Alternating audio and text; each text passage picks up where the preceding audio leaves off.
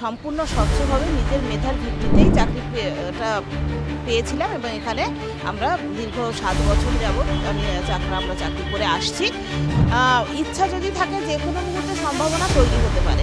ইচ্ছাটাই হলো মেন উদ্দেশ্য। তো সেখানে দাঁড়িয়ে ওনাকে ভেবে দেখার অনুরোধ আমরা বারবার করে এসেছি। ৭ বছর চাকরি পাওয়ার পরে করার পরে যে চাকরিটা চলে গেল তার জন্য আমাদের যে মেন্টাল যে স্ট্রেসটা সেটা কিন্তু একটা সাংঘাতিক পর্যায়ে চলে গেছে। সেখানে দাঁড়িয়ে নতুন করে পড়ে পরীক্ষা দিতে পারার মতো মেন্টাল কন্ডিশন নেই। আজকে নতুন করে ফর্ম ফিল আপ হওয়ার কথা ১৬ তারিখ থেকে। একই চাকরির জন্য আমরা কতবার পরীক্ষা দেবো এটা একটা কথা। তারাও যখন এই পরীক্ষায় অংশগ্রহণ করতে পারবে, ফর্ম ফিল আপ করতে পারবে, তো সেখানে আমরাও তাদের সঙ্গে ফর্ম ফিল আপ করার আমাদের কোনো যৌক্তিকতা আছে বলে মনে করি না।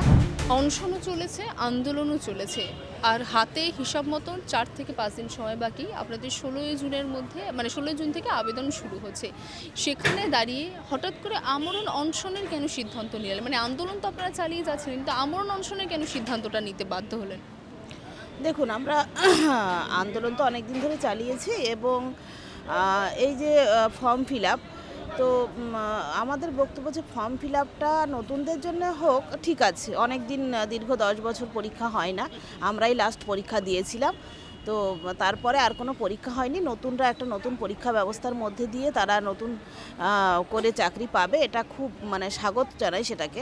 কিন্তু আমরা এখান থেকে ১০ বছর আগে ২০১৬ সালের পরীক্ষার মাধ্যমেই কিন্তু আমরা নিযুক্ত হয়েছিলাম এবং নিজেকে প্রমাণ করেই এখানে এসেছিলাম। এমন নয় যে আমরা কোনো রকম দুর্নীতির সাহায্য নিয়ে এখানে এসেছিলাম।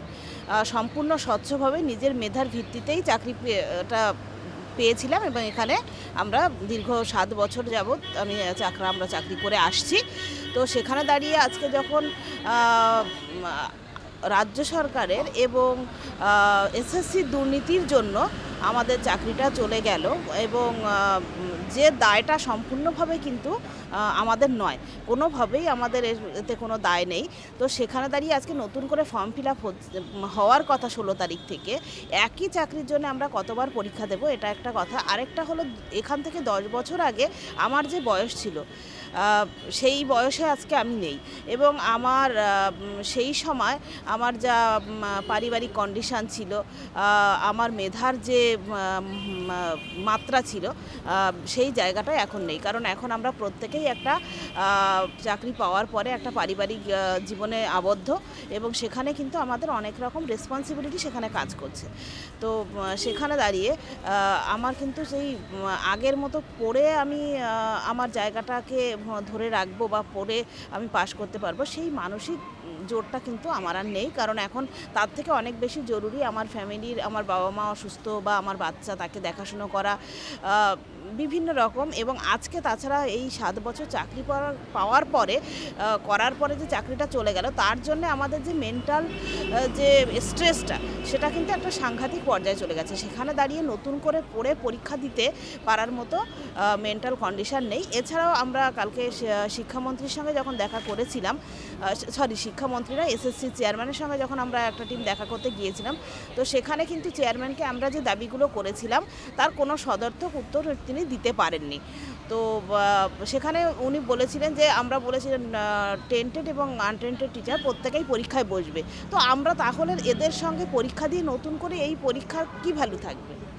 তারাও যখন এই পরীক্ষায় অংশগ্রহণ করতে পারবে, ফর্ম ফিল আপ করতে পারবে, তো সেখানে আমরাও তাদের সঙ্গে ফর্ম ফিল আপ করার আমাদের কোনো যৌক্তিকতা আছে বলে মনে করি না।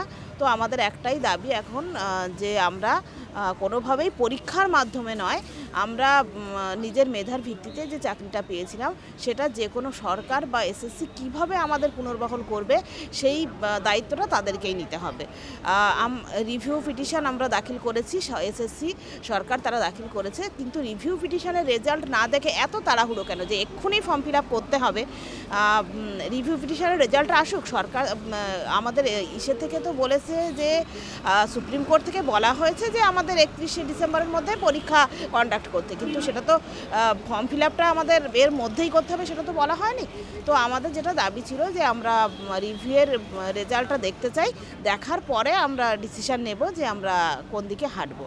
তো যেহেতু সেখানে সরকার এসএসসি সেই কথায় সাড়া দিচ্ছে না, তো সেখানে দাঁড়িয়ে আমরা অনশনেরই সিদ্ধান্ত নিয়েছি। দিদি অন্য একটি শেষ প্রশ্ন করব যে আর তো 16ই জুন থেকে তো আবেদন শুরু করা হচ্ছে, এই 5 দিনের মধ্যে কি বার্তা বা কোনো রকম কোনো আশ্বাস পাবেন? কেমন যেহেতু বললেন যে গতকাল আপনাদের ছিল এসএসসি চেয়ারম্যানের সঙ্গে আপনারা বৈঠক করেছেন, সেখানে এত 3 ঘন্টার বৈঠকের পরেও কোনো রকম কোনো সদুত্তর পাননি, তো এই 5 দিনের মধ্যে কি পাওয়ার সম্ভাবনা আছে? দেখুন, সম্ভাবনা, ইচ্ছা যদি থাকে যে কোনো মুহূর্তে সম্ভাবনা তৈরি হতে পারে। ইচ্ছাটাই হলো মেন উদ্দেশ্য। তো সেখানে দাঁড়িয়ে ওনাকে ভেবে দেখার অনুরোধ আমরা বারবার করে এসেছি এবং আজকে আমরা অনশন মঞ্চ থেকে এখানে আমাদের জীবনকে বিপন্ন করে আজকে আমরা এখানে বসেছি, যে যেখানে আমাদের জীবিকাই নেই, যেটার সঙ্গে আমার জীবন সম্পূর্ণভাবে জড়িত।